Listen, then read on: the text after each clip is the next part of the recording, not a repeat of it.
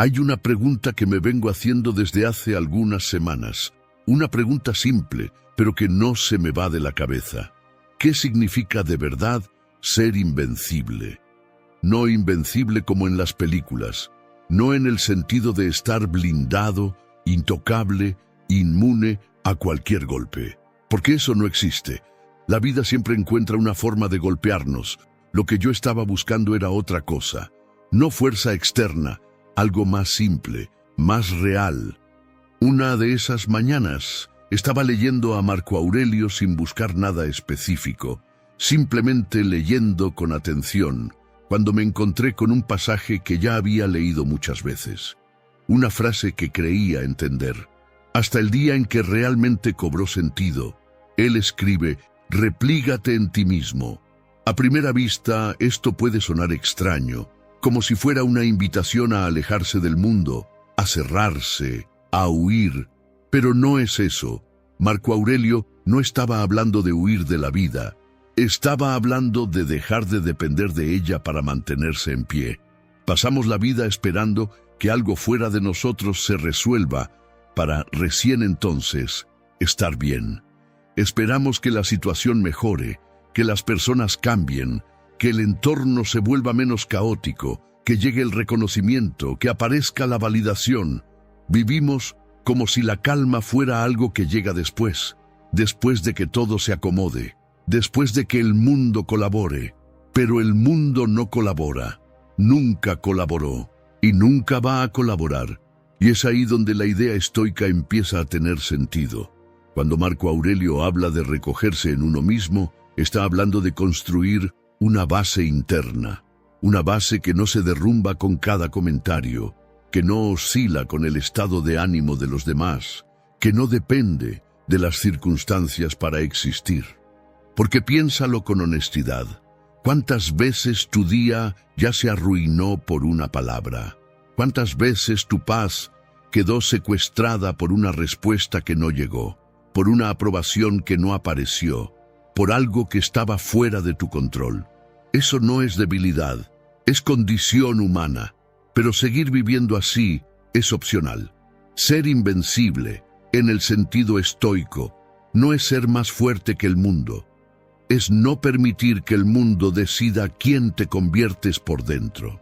Es construir un espacio interno donde el caos no manda, donde el miedo no decide, donde la turbulencia golpea pero no derriba.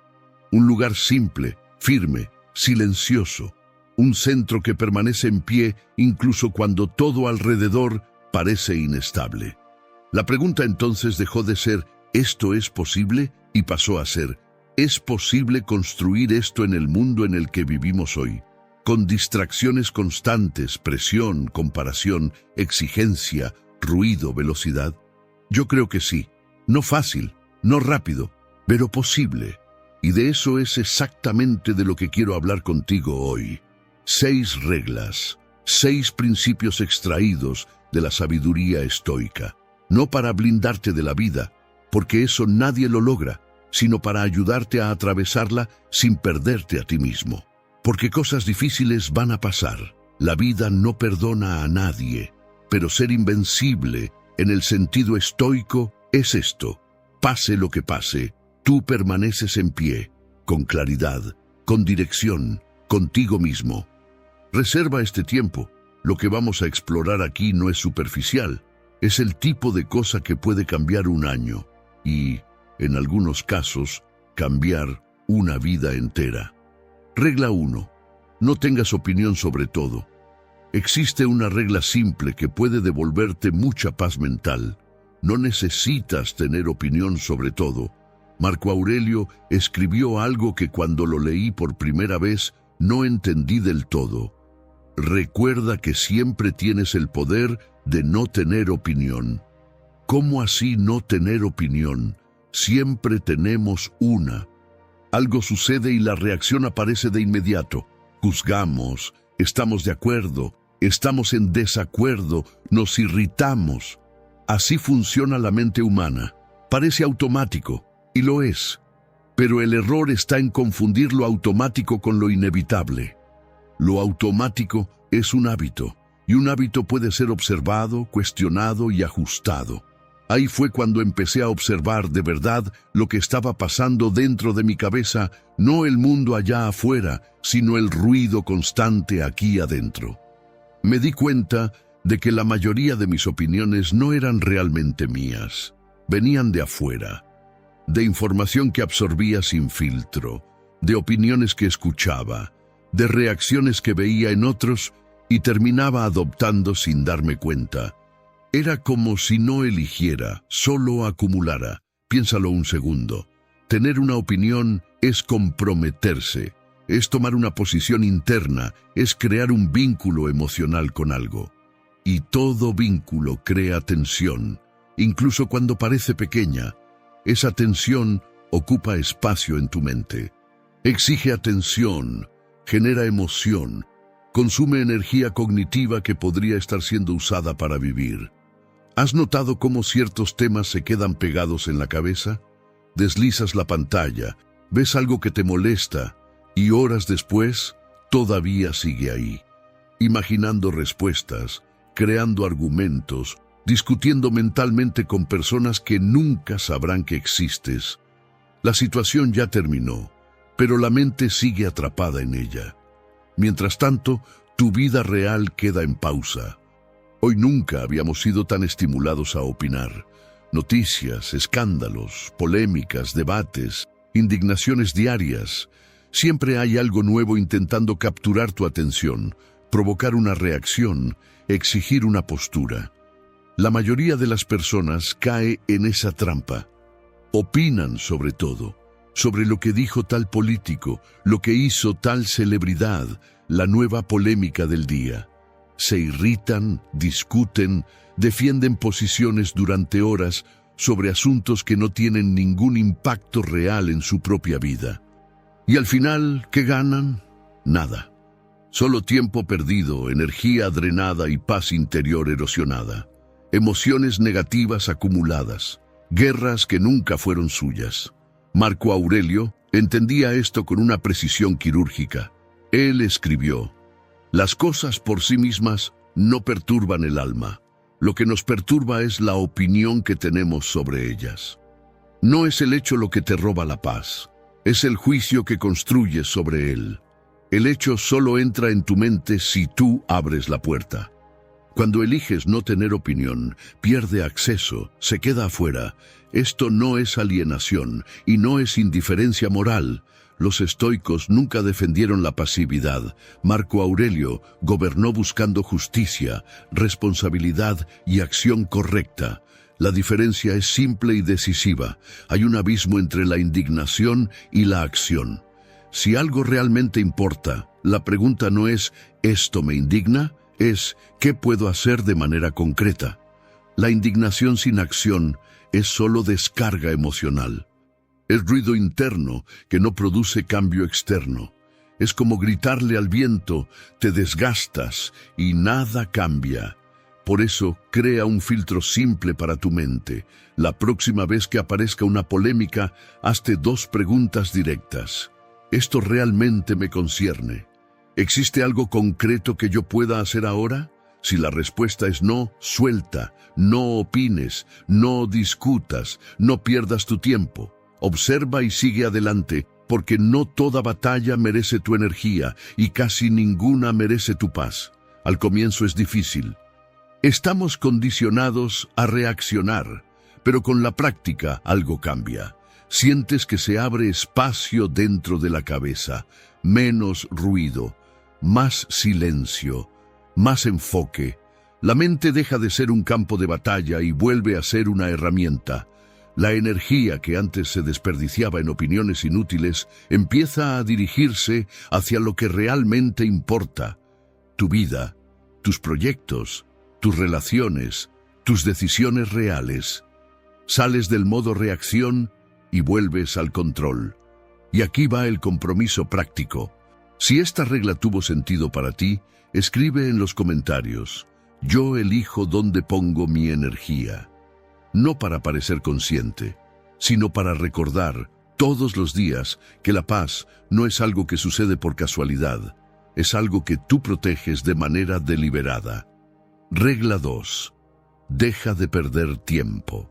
Existe una frase de Séneca que se queda en la cabeza después de que la entiendes de verdad. Él escribió: no es que tengamos poco tiempo, es que desperdiciamos mucho de él. Cuando leí esto por primera vez, mi reacción fue no estar de acuerdo. Claro que tenemos poco tiempo, pensé. Los días pasan volando, las semanas desaparecen, los años se escurren entre las manos. Siempre estamos ocupados, siempre corriendo, siempre cansados, como alguien que camina todo el día en círculos y llama a eso progreso. Pero Séneca insiste. Él dice que la vida no es corta. Corta es la atención que le damos. Un año es mucho tiempo, si sabes usarlo. Y cuando te detienes a mirar esto con calma, aparece la incomodidad. No asusta por el poco tiempo, asusta por todo lo que se podría hacer y por todo lo que dejamos escapar. Un año es un período enorme, 365 días, 8.760 horas, 525.600 minutos. Cuando miras estos números con honestidad, se vuelve difícil sostener la idea de que el problema es el tiempo. Podríamos aprender un idioma, escribir un libro, transformar nuestro propio cuerpo, construir algo significativo, profundizar relaciones, viajar, crear, vivir.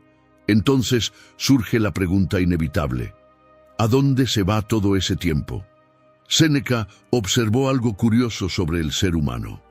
Las personas protegen con rigor aquello que consideran valioso. Defienden el dinero, controlan los gastos, cuidan sus bienes. Si alguien intenta quitar algo material, la reacción es inmediata, casi instintiva. Pero con el tiempo ocurre lo contrario. Lo entregamos con facilidad. Cedemos horas a reuniones inútiles, conversaciones vacías, distracciones interminables. Abrimos el celular solo para mirar una cosa y cuando nos damos cuenta, una hora desapareció. Es como dejar la puerta abierta y luego sorprenderse cuando algo se pierde. Solo que, en este caso, lo que se pierde no vuelve. Puedes recuperar dinero, puedes reconstruir bienes, pero el tiempo no se repone. Cada minuto que pasa está perdido para siempre. No existe devolución ni segunda oportunidad para la misma hora. Séneca escribió que una parte de nuestro tiempo es robada, otra parte nos es quitada por las circunstancias, pero la peor pérdida de todas es la que ocurre por negligencia. No el tiempo que nos quitan, sino el tiempo que entregamos sin darnos cuenta, sin intención, sin conciencia. Entonces, vale una pregunta honesta, solo para ti. ¿Cómo usaste tu tiempo esta semana de verdad? No en teoría, en la práctica. ¿Cuántas horas en el celular? ¿Cuántas horas en videos que ya olvidaste? ¿Cuántas horas en preocupaciones inútiles, postergaciones, huidas, en cosas que no cambiaron absolutamente nada en tu vida? Y ahora la parte más incómoda. ¿Cuánto tiempo dedicaste a lo que realmente importa para ti? Tus proyectos, tu salud, tu desarrollo, tus relaciones. Para la mayoría de nosotros, la desproporción es clara. Perdemos tiempo con casi todo, menos con lo esencial. Y lo esencial siempre queda para después. Luego decimos que no tenemos tiempo, pero lo tenemos. Siempre lo hemos tenido. El problema no es la falta de tiempo, es la falta de dirección. El tiempo sin dirección se convierte en desperdicio. Tal vez pienses: pero mi vida es diferente, trabajo mucho, tengo obligaciones. Y es verdad, no todo el tiempo está bajo nuestro control. Pero aún así existe una pregunta que no se puede evitar. En las horas que realmente son tuyas, ¿qué haces con ellas?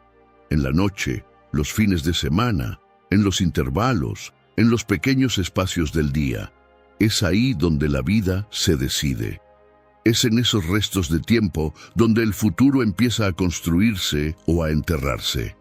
Hoy, Perder tiempo se volvió todavía más fácil. Las distracciones están hechas para generar adicción, notificaciones, videos, feeds infinitos. Piensas que estás descansando, pero sales más cansado de lo que entraste. Eso no es descanso, es agotamiento disfrazado de ocio. Es como intentar quitar la sed bebiendo agua salada. Descansar de verdad es diferente. Es silencio, es movimiento, es conversación real, es lectura, es algo que te devuelve energía, no algo que te anestesia. El descanso verdadero te prepara para vivir, no para huir. Los estoicos no tenían celular, pero conocían muy bien la mente humana. Sabían que siempre hemos sido tentados a huir de lo esencial y refugiarnos en lo que es fácil e inmediato. El problema cambió de forma, no de naturaleza. Por eso Marco Aurelio se recordaba constantemente la finitud de la vida. No para angustiarse, sino para actuar mejor. Él escribió que muchas personas solo se dan cuenta de cuántos años desperdiciaron cuando ya no pueden recuperarlos. Cuando el tiempo se vuelve recuerdo, ya no hay elección. Y esta es la parte más dura. Saber que estamos perdiendo tiempo y seguir perdiéndolo, como si la vida tuviera una reserva infinita. No la tiene. Cada día vivido en automático es un día menos vivido de verdad. Tiempo desperdiciado es vida desperdiciada. No perfecta pero consciente, cada hora perdida es una hora que podría haber sido vivida con presencia. Entonces, haz algo simple hoy. Antes de dormir, pregúntate con honestidad: ¿cómo usé mi tiempo hoy? No para culparte, para ajustar, para recordar que cada día cuenta, cada hora cuenta. La vida no espera a que te organices. Graba esta frase en tu mente, léela cada mañana. Deja aquí en los comentarios: mi tiempo importa. Este será tu recordatorio diario de que tu vida no es un ensayo, está ocurriendo ahora. Regla 3. Desafíate constantemente. Esta es una de las reglas más contraintuitivas de todas, porque pasamos la vida entera intentando que todo sea más fácil, más cómodo, más predecible. Buscar comodidad no es un error moral, es un impulso humano. Nadie se despierta pensando: hoy voy a desafiarme. Uno se despierta queriendo comodidad, rutina, control, menos fricción. Queremos que el día funcione sin resistencia. Los estoicos hacían exactamente lo contrario, no porque les gustara sufrir, sino porque entendían algo que mucha gente ignora: el exceso de comodidad debilita. Séneca, uno de los hombres más ricos de Roma, tenía un hábito extraño para alguien que lo tenía todo. Algunas veces al año elegía vivir como alguien que no tenía nada. Dormía en un colchón duro, comía comida sencilla, usaba ropa áspera. No por necesidad, sino por elección consciente. Él quería entrenar su propia mente antes de que la vida lo obligara a aprender de la manera difícil. Le decía a su amigo Lucilio: reserva algunos días para vivir con poco y pregúntate a ti mismo: ¿era de esto de lo que yo tenía miedo? Esta pregunta desarma muchas cosas, porque la mayoría de nuestros miedos no es real, es anticipación.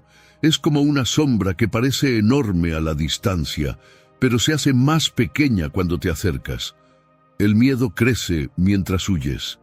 Pasas semanas evitando algo, postergando, creando escenarios en la cabeza, y cuando finalmente enfrentas, te das cuenta de que no era para tanto. A veces ni siquiera era difícil. El problema empieza cuando el miedo a la incomodidad empieza a mandar en tu vida. Evitas todo lo que te saca de la zona conocida. Evitas riesgos, conversaciones difíciles, esfuerzos mayores, cambios necesarios. Y sin darte cuenta, te vuelves rehén de tu propia comodidad. Cuanta más comodidad exiges para funcionar, más frágil te vuelves. Piensa en esa persona que no logra manejar el día sin el café exacto, la temperatura perfecta, el horario ideal, la rutina intacta. Cualquier desviación se convierte en una crisis, un pequeño retraso, un cambio mínimo, y todo se viene abajo. Ahora piensa en alguien que ya aprendió a lidiar con la incomodidad, alguien que sabe que puede soportar una mala noche, un día difícil, una etapa complicada. Esa persona es más tranquila cuando algo sale mal, no porque le guste la incomodidad, sino porque no le tiene miedo. Quien sabe que sobrevive no entra en pánico. Esto no es masoquismo, no es buscar sufrimiento por sufrimiento, es entrenamiento. Así como un atleta entrena bajo carga para no romperse el día de la competencia, tú entrenas la incomodidad para no romperte cuando aparezca, porque va a aparecer. Epicteto, que conoció el sufrimiento de verdad, enseñaba que las dificultades no crean al hombre, lo revelan. La incomodidad funciona como un espejo, muestra quién eres cuando las cosas no salen como te gustaría, y muchas veces descubres que eres más fuerte de lo que imaginabas. No te estoy diciendo que abandones todo o que vivas en privación extrema. Eso no es necesario ni inteligente. El entrenamiento empieza pequeño, empieza posible. Toma una ducha fría de vez en cuando. En los primeros segundos tu cuerpo protesta, tu mente suplica salir, y entonces notas algo simple, no es cómodo, pero es soportable. Y cuando terminas, llega una sensación clara de dominio. Venciste algo incluso antes de que el día empezara. Salta una comida de forma consciente, no por moda ni por estética, sino para sentir el hambre sin entrar en pánico. Para darte cuenta de que es solo una sensación, no una emergencia. Tu cuerpo aguanta mucho más de lo que tu mente dramatiza. Haz esa llamada que vienes postergando. Ten la conversación difícil. Empieza el proyecto que llevas meses empujando porque te intimida. Ve hacia la incomodidad en pequeñas dosis. No mañana, esta semana. Porque la verdad es simple. La vida te va a desafiar de todas formas.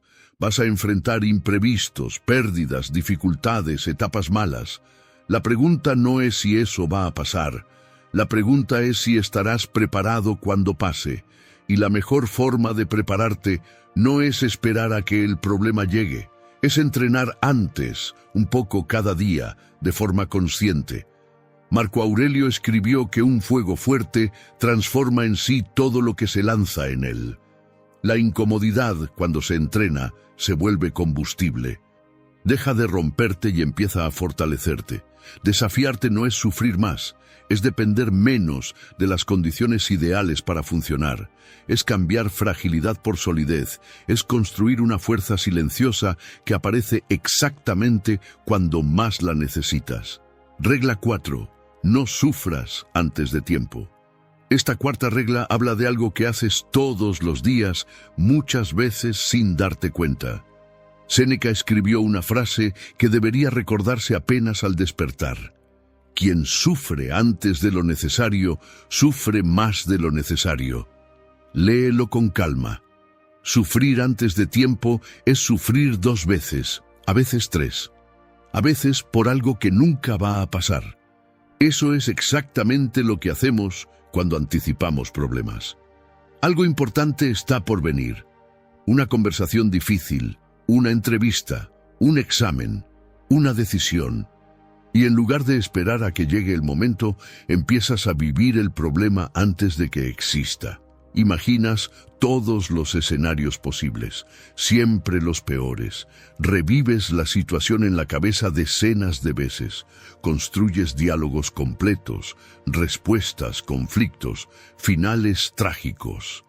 Das vueltas en la cama a las 3 de la mañana, discutiendo mentalmente conversaciones que todavía no han ocurrido.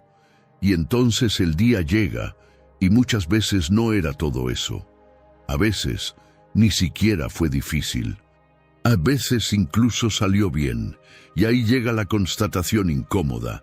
Pasaste días torturándote por algo que duró minutos. Séneca decía que sufrimos más en la imaginación que en la realidad. Piensa en tu propia vida. ¿Cuántas veces sufriste por cosas que nunca pasaron? El mensaje que tardó en llegar y se volvió rechazo. El dolor extraño en el cuerpo que se transformó en una enfermedad grave después de una búsqueda en Google. El proyecto que parecía condenado y al final se resolvió. El problema nunca existió, pero el sufrimiento fue real. Aquí hay una trampa silenciosa.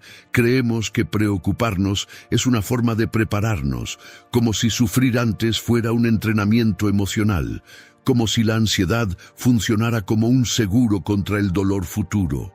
Pero es al revés. La preocupación no protege, desgasta. Es como correr una maratón el día anterior a la competencia para entrenar. Cuando llega el momento real, ya estás demasiado cansado para lidiar con lo que importa. Los estoicos no defendían la ingenuidad.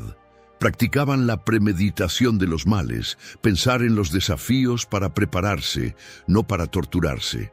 Existe una diferencia enorme entre planear y la ansiedad, y confundirlas cuesta caro. Planear es mirar el escenario, pensar en lo que puede salir mal, ajustar lo que está a tu alcance y seguir adelante. La ansiedad es quedar atrapado en el mismo pensamiento, dando vueltas en círculos, sin avanzar ni un centímetro. Imagina a dos personas frente a la misma situación difícil. La primera analiza, se organiza, se prepara y duerme. La segunda pasa días imaginando catástrofes, pierde el sueño, pierde el foco, llega al momento real ya emocionalmente agotada. ¿Quién crees que reacciona mejor cuando algo sucede? Y aquí entra la honestidad. Cuando estás rumiando pensamientos de madrugada, ¿realmente te estás preparando o solo te estás castigando? ¿Estás creando soluciones reales o solo repitiendo la misma película en la cabeza? Tú sabes la respuesta. Hay sabiduría en aceptar que no todo está bajo tu control. Eso no es debilidad, es inteligencia emocional. Tu energía mental es limitada. Gastarla en problemas imaginarios es robarte por adelantado. Los problemas reales van a existir, la vida lo garantiza. Pero cuando lleguen, vas a enfrentarlos, siempre lo has hecho. El ser humano es sorprendentemente fuerte frente a la realidad, es frente a la imaginación descontrolada que colapsa. No sufras más de lo necesario, la vida ya traerá sus desafíos. No necesitas llegar herido antes de que empiece la batalla. Declara para ti mismo: hoy dejo de sufrir antes de tiempo. No como negación de la realidad, sino como una elección consciente de guardar tu fuerza para cuando realmente sea necesaria. Regla 5. Contén tus deseos. Tal vez esta sea la regla que más contradice todo lo que escuchas por ahí.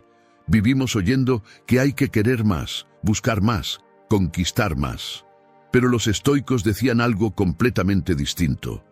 Séneca escribió: no es pobre quien tiene poco, sino quien desea más. Cuando entiendes esto, todo se invierte. Aprendimos a creer que la riqueza es acumular, que la pobreza es carencia, que la paz llega después de la próxima conquista.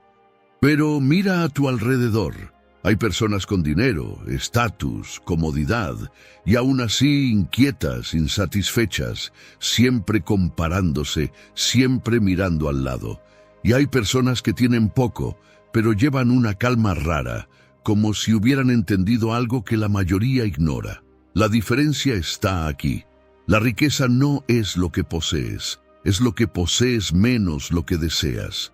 Si tienes 10 y deseas 100, vives en carencia. Si tienes 10 y deseas 5, vives en abundancia. Es una cuenta simple.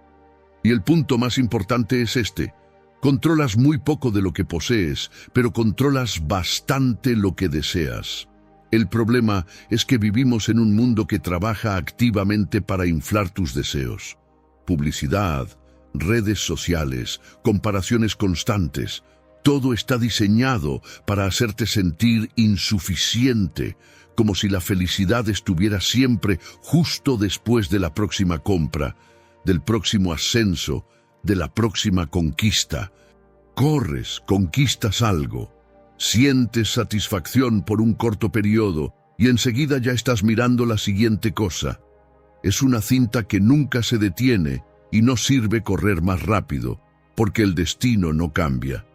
Schopenhauer lo resumió con crudeza: la ansiedad de tener y el tedio de poseer. Tal vez reconozcas esto. Deseaste algo durante mucho tiempo. Cuando lo conseguiste, la alegría duró poco. Pronto eso se volvió fondo y ya estabas deseando otra cosa. No porque lo necesitaras, sino porque aprendiste a desear. Los estoicos no te decían que abandonaras la ambición. Te decían que abandonaras el apego.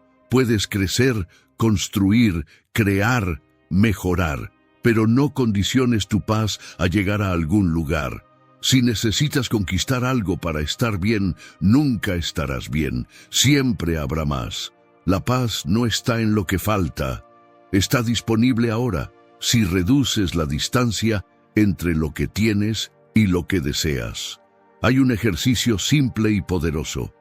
Imagina perder por un instante aquello que hoy consideras garantizado: tu salud, tu identidad, las personas que amas. No para entristecerte, sino para darte cuenta de cuán rico ya eres. La gratitud suele llegar tarde, después de la pérdida, pero puede llegar antes, a través de la conciencia. En lugar de preguntar ¿qué me falta todavía?, intenta una pregunta diferente. ¿De qué realmente necesito para vivir bien? No lo que te venden, no lo que otros exhiben, sino lo que es esencial para ti. Puede que descubras que es mucho menos de lo que imaginas, que muchos de tus deseos ni siquiera son tuyos. Fueron copiados, absorbidos, importados sin reflexión. Y cuando esos deseos caen, la vida se vuelve más liviana. Un año próspero no es aquel en el que acumulas más, es aquel en el que aprecias mejor, es aquel en el que reduces la distancia entre el presente y la paz.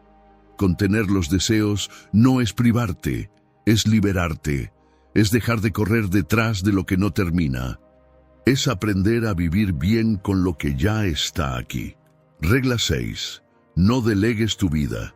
Existe una forma silenciosa de perder la propia vida sin darte cuenta: dejar que otros decidan por ti. No por maldad, no por control explícito, sino por omisión. Cuando no eliges, alguien elige. Cuando no decides, alguien decide. Y cuando eso se repite todos los días, tu vida deja de ser tuya. Delegar tu vida no parece grave al comienzo. Sigues lo que esperan de ti. Aceptas caminos que tienen sentido. Adoptas rutinas que no elegiste. Mantienes relaciones por costumbre. Trabajas en automático. Vas empujando decisiones importantes para después. Y cuando te das cuenta, estás viviendo una vida organizada por conveniencia, no por conciencia. Así es como mucha gente llega a los 30, a los 40, a los 50 años, con una sensación extraña en el pecho, la sensación de haber cumplido con todo, menos con la propia vida. Los estoicos eran claros sobre esto. Epicteto decía que la mayor esclavitud no es física, es interior, es vivir reaccionando a las expectativas ajenas, a los miedos heredados, a las opiniones que nunca fueron cuestionadas. Cuando vives solo respondiendo al mundo, dejas de conducir tu propia dirección. Observa con honestidad. ¿Cuántas elecciones haces por convicción real? ¿Y cuántas haces para evitar conflicto, decepción, juicio? ¿Cuántas veces dijiste sí cuando querías decir no? ¿Cuántas veces aplazaste una decisión importante esperando una señal, una aprobación, una condición perfecta que nunca llegó? Delegar la vida es eso, esperar que alguien te autorice a ser quien eres, esperar que las circunstancias se alineen, esperar que el miedo pase, esperar que la confianza aparezca sola. Pero la verdad es simple y dura. Nadie va a asumir esa responsabilidad por ti. La responsabilidad asusta porque elimina las excusas. Cuando asumes el control, ya no sirve culpar al tiempo, a las personas, al pasado o a la suerte. Pero es justamente ahí donde aparece la fuerza. Porque junto con la responsabilidad llega algo raro: libertad interior. No es libertad de hacer todo, es libertad de elegir conscientemente, de equivocarte por decisión propia, de cambiar de rumbo sin pedir permiso, de decir esto ya no sirve y seguir adelante, de asumir que tu vida no es un borrador esperando la versión final. Marco Aurelio se recordaba a sí mismo todos los días que no sabía cuánto tiempo le quedaba, no para vivir apurado, sino para vivir alineado. Él sabía que aplazar elecciones es una forma elegante de rendirse poco a poco. No delegues tu vida al miedo, no la delegues a la opinión ajena, no la delegues a la rutina, no la delegues al azar. Porque todo lo que no eliges activamente termina siendo elegido en tu contra. Asumir la propia vida no exige grandes gestos. Empieza con pequeñas decisiones conscientes, un límite puesto, un hábito revisado, un compromiso asumido, un paso dado incluso con inseguridad. Así es como se construye la identidad, no en momentos grandiosos, sino en elecciones repetidas. Y aquí está el punto central: vivir bajo tu propio mando no garantiza comodidad, pero garantiza dignidad. Puedes enfrentar dificultades, pero no enfrentas la sensación corrosiva de estar viviendo la vida de otra persona. Entonces, haz ese acuerdo contigo mismo. Deja de esperar, deja de delegar, deja de aplazar a quien sabes que necesitas llegar a ser. Epicteto dejó esto claro de forma simple y dura. ¿Cuánto tiempo más vas a esperar antes de exigirte lo mejor de ti mismo? Y sabes que esta pregunta no es sobre el futuro, es sobre ahora. Porque nadie te está deteniendo, el mundo no se va a volver más tranquilo, las condiciones no van a ser perfectas, y la vida no te va a avisar antes de exigir postura. Si llegaste hasta aquí, es porque ya entendiste esto, no con entusiasmo, sino con lucidez. Y tal vez ese sea exactamente el punto de quiebre, no un año perfecto, sino un año vivido bajo